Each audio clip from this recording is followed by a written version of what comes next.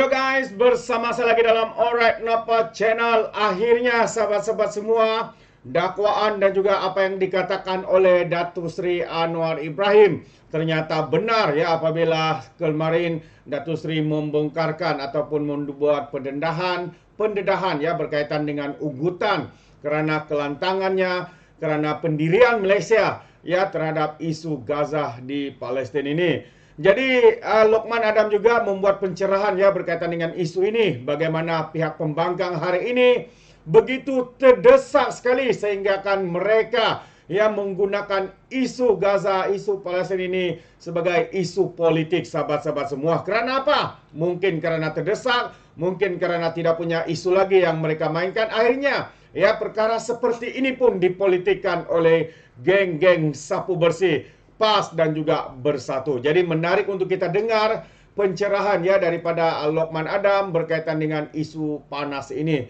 Jadi sahabat semua, tanpa buang masa, mari kita dengar pencerahan daripada Lokman Adam terhadap isu yang saya katakan tadi. Okey, sambung soalan tadi tu kan. Ya. Berkenaan dengan Palestin ni ya. Okey. Anwar Ibrahim juga cakap jangan mempolitik atau memecah belahkan rakyat berkenaan dengan isu Palestin ni. Memanglah kenyataan-kenyataan yang dikeluarkan oleh setengah-setengah pemimpin pembangkang ni nampak gayanya memang cuba untuk bak kata orang tu cuba untuk mempolitikkan isu Palestin ini untuk kepentingan mereka. Mereka pun selama hari ini menggunakan isu 3R dan hari ini nampak gayanya mereka semakin terdesak selepas kegagalan demi kegagalan yang mereka kecapi. Di 6 buah negeri punya pilihan raya hanya menang 3. Mereka kata mereka boleh dapat 6-0. Kemudian kalah di PRK Pulai, Simpan Jeram, Pelangai kan. Kalaupun mereka menang di Kemaman, nauzubillah min zalik, namun ianya tidak akan membuahkan sebarang perubahan. Ianya tidak boleh menukar kerajaan di peringkat pusat. Ini yang menyebabkan mereka kecewa. Nak tukar kerajaan di peringkat negeri Pahang pun gagal. Apatah lagi nak tukar kerajaan di peringkat pusat yang hari ini bukan setakat ada 2/3, lebih pula. Ada 149 sokongan untuk Yang Amat Berhormat Perdana Menteri. Mereka cuba main usaha-usaha licik daripada 1-2 orang yang kononnya masih berada dalam walaupun sudah pun digantung keahlian dia kan. Cuba memancing pihak tertentu bertanyakan soalan nak memalukan Yang Amat Berhormat Perdana Menteri kan. Kononnya tak wujudlah ugutan ketika beliau menjadi Menteri Luar tak pernah Malaysia ni menerima ugutan. Itu mungkin zaman dia kan. Dan kita pun tahu beliau ni lebih cenderung kepada Perikatan Nasional. Kita tidak ada jaminan bahawa beliau ni berkata benar. Tak ada jaminan bahawa beliau ni berkata benar. Saya tahu bahawa zaman Mahathir dulu pun pernah lantang berhubung isu Israel, isu Palestin kan.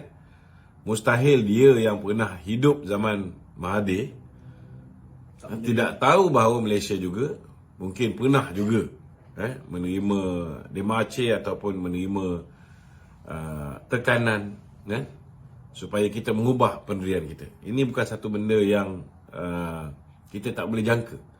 Bila kita terlalu lantang, macam Datuk Seri Anwar terlalu lantang 2 minggu sebelum berlakunya peristiwa 7 Oktober, Datuk Seri Anwar dah bercakap dengan lantangnya diunggah di United Nations General Assembly, mempertahankan tentang apa yang berlaku terhadap umat Islam di Palestin dan mengecam tindakan Israel kan. So bagi saya tindakan-tindakan pembangkang umpamanya Papa Gomo, begitu juga dengan Ratu Naga yang hari ini sudah dipanggil oleh pihak polis memang melampau. Takkanlah mereka ni terlalu naif sehingga tidak tahu bahawa gambar itu yang diupload oleh isteri oleh Benjamin Netanyahu di mana isterinya bergambar bersama dengan pemimpin-pemimpin isteri kepada pemimpin-pemimpin ataupun ketua-ketua negara yang menghadiri unggah, kan? Macam mana dia nak manipulate mengatakan bahawa Datin Sri Aziza ni menyokong pula Israel, kan? Ini sama sekali tak masuk akal lah. Inilah bukti bahawa memang pembangkang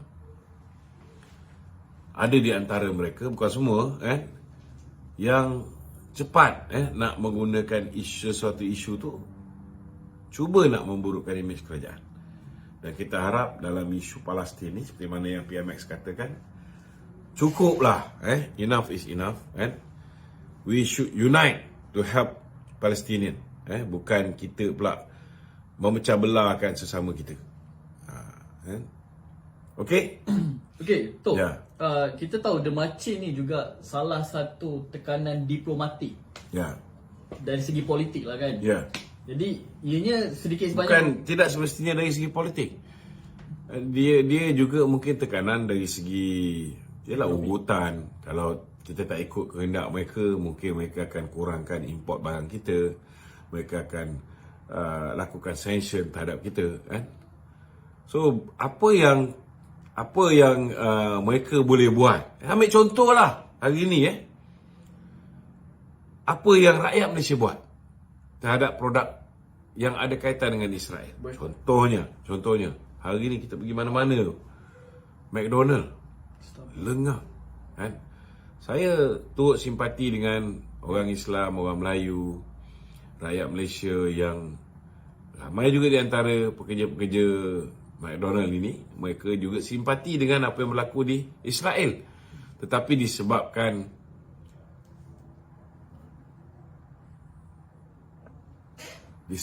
tindakan McDonald Israel, kan, yang menaja dan menggembar-gemburkan penajaan mereka terhadap tentera-tentera Israel ini, menyebabkan hari ini teruk McDonald ni diboikot oleh umat Islam, termasuk Starbucks.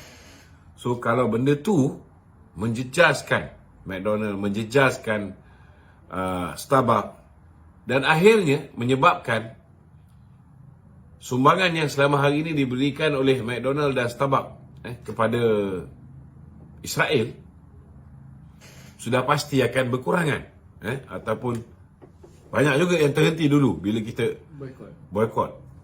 Maka ini akan menyebabkan ada tekanan terhadap Israel.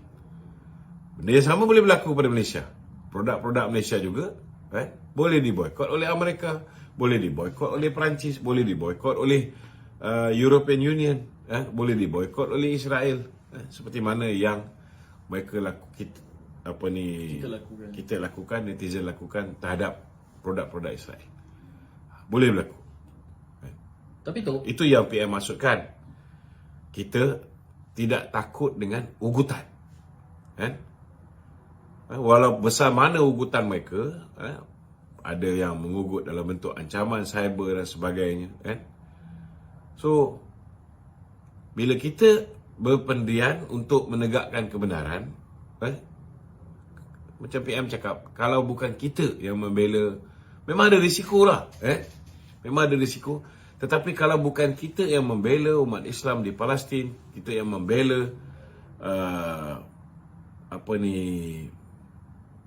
kerakusan, kalau kita tak bela kawan-kawan kita yang dizalimi dengan rakusnya oleh Israel ini, siapa lagi nak membela, kan? Dan saya kagumlah PM sanggup untuk ambil risiko sebegitu besar. Tak semua orang berani. Semua orang berani cakap belakang. Tapi PM depan-depan semua sekali, duta-duta. Dia cakap direct.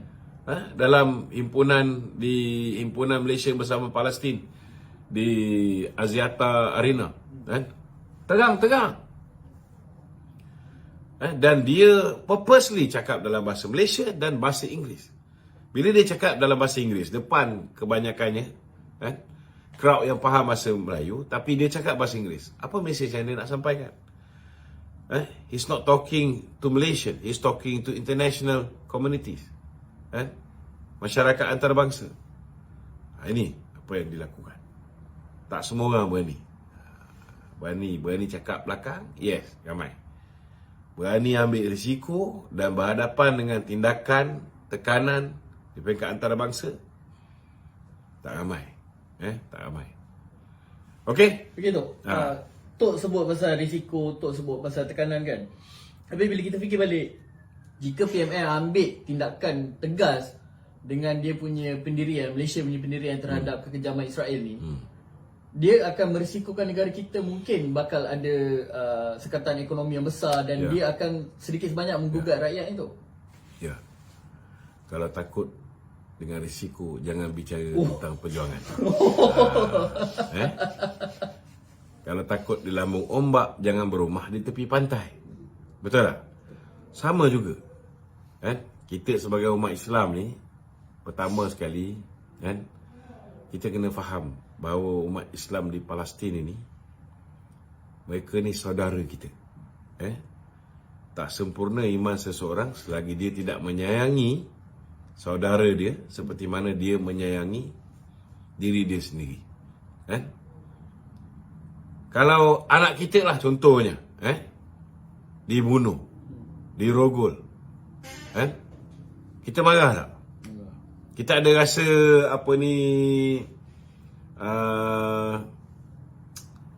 kita ada rasa tak selesa tak? Bila benda ni diperlakukan sedemikian rupa. Benda ni bukan soal Islam saja, bukan soal saudara se-Islam. Ramai yang beragama Buddha, yang beragama Kristian, yang beragama Hindu. Malah di Amerika, yang Yahudi sendiri pun membantah. Kerana ini bukan lagi soal umat Islam dizalimi. Ini soal kemanusiaan. Ini soal kemanusiaan.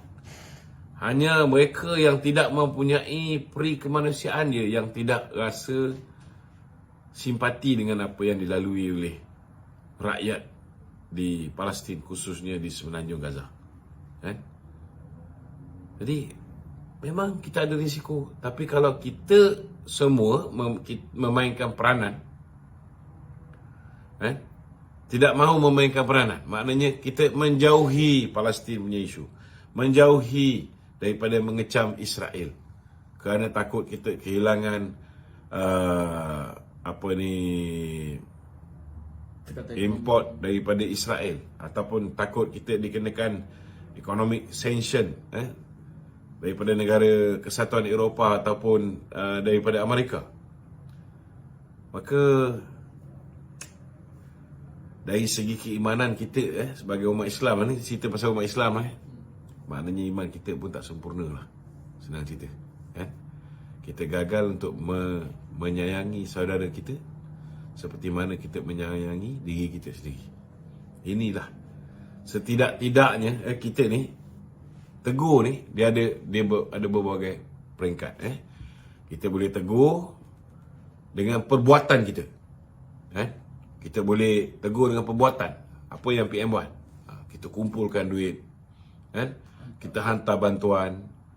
Kemudian tak cukup dengan itu, kita tengok PMX berunding pula dengan Al-Sisi, dengan Presiden Mesir, cuba untuk dapatkan bantuan daripada Al-Sisi supaya barang-barang kita dapat dibawa masuk. Itu yang mula-mula 2 kontena, lepas tu boleh naik sampai 20. Kita pun mengharapkan, sebab keperluan dia orang dalam 200 kontena satu hari. So kita mengharapkan benda ni, perbuatan-perbuatan yang dilakukan oleh Perdana Menteri kita ni, sepatutnya kita sebagai rakyat Malaysia kita sokong. Kena bersatu lah. Kena bersatu lah. Jangan kita ambil peluang ni nak tibai pula Perdana Menteri kita. Yang keduanya, kalau kita tak boleh membantu dari segi perbuatan kita, maknanya pergi ke sana, pergi ke sini, bersuara, bercakap di unggah, bercakap di sidang-sidang macam Wan Ahmad Faisal, dia kata kenapa tak boykot saja APEC kan? Bagi saya kan lebih baik kalau Malaysia pergi ke APEC dan Malaysia suarakan di APEC. Tetapi kalau misalnya PMX bila dah berunding dengan China dan berunding dengan banyak negara-negara lain, negara-negara ASEAN terutamanya, merasakan kita perlu ada pendirian yang tegas dan merasakan tindakan memboikot itu lebih relevan. Itu let's our leaders decide. Biar mereka yang memutuskannya. Buat masa ni, apa yang PM dah buat tu, banyak negara tak boleh buat. Dia menyatukan kawan-kawan kita di kalangan apa ni, negara-negara Arab umpamanya. Berapa lama mereka tu dulu rapat dengan Amerika, rapat dengan Israel, sehingga kan mereka tak ambil tindakan apa-apa. Tapi hari ini alhamdulillah, even Singapura yang boleh dikatakan sekutu Amerika yang rapat, sekutu Israel yang rapat, mereka tak macam kita. Kita tak ada kedutaan, tak ada hubungan diplomatik dengan Israel langsung. Mereka masih lagi masih lagi ada kedutaan di Singapura, di Israel. Tetapi mereka friendly dengan Palestin. So akhirnya Singapura juga mengambil pendirian mahu peperangan dihentikan, mahu gencatan senjata diadakan. Itu dah cukup bagus. Itu dah cukup bagus dah. Kita nak supaya orang-orang yang tidak berdosa, wanita, kanak-kanak, orang tua mereka tak terkorban lagi. Cukuplah. Berapa belas ribu sekarang ni yang dah meninggal dunia? 8,000. 3,000 kanak-kanak. 3,000 kanak-kanak. Cukuplah yang mana yang dah pergi ni. Jangan ditambah lagi.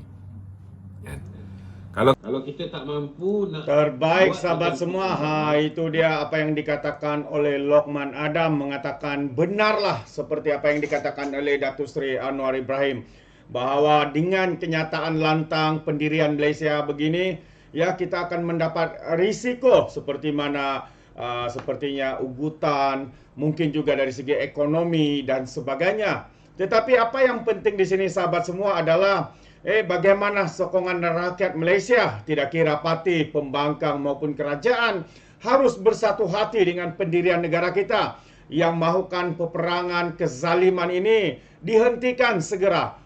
Tetapi malangnya sahabat semua, seperti yang kita tahu, pihak pembangkang hari ini menggunakan isu ini pula dipolitikan. Ada yang mempersoalkan kononnya itu bukan ugutan, kononnya kerajaan kita tidak serius dalam perkara ini. Ini yang memalukan kita sahabat semua.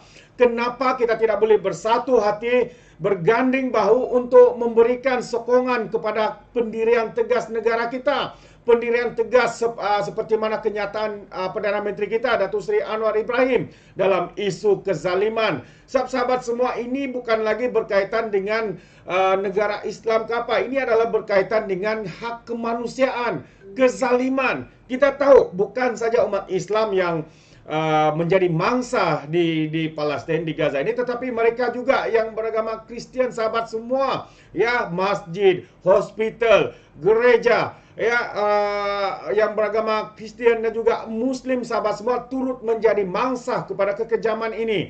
Jadi apa yang perlu kita hari ini adalah untuk kita menggesa supaya peperangan ini dihentikan. Hal-hal kemanusiaan itulah yang menjadi fokus kita.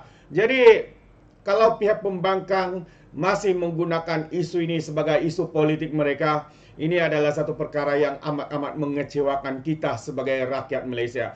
Saya sebagai rakyat Malaysia, rakyat Sabahan, sangat kecewa ya dengan tindakan setengah pemimpin daripada pihak pembangkang yang begitu terdesak sekali mempolitikkan perkara ini. Tidakkah mereka fikir bahawa apa yang kita harus lakukan hari ini adalah bersatu padu, berganding bahu, menyokong tindakan kerajaan dengan memberikan kenyataan-kenyataan tegas seperti ini.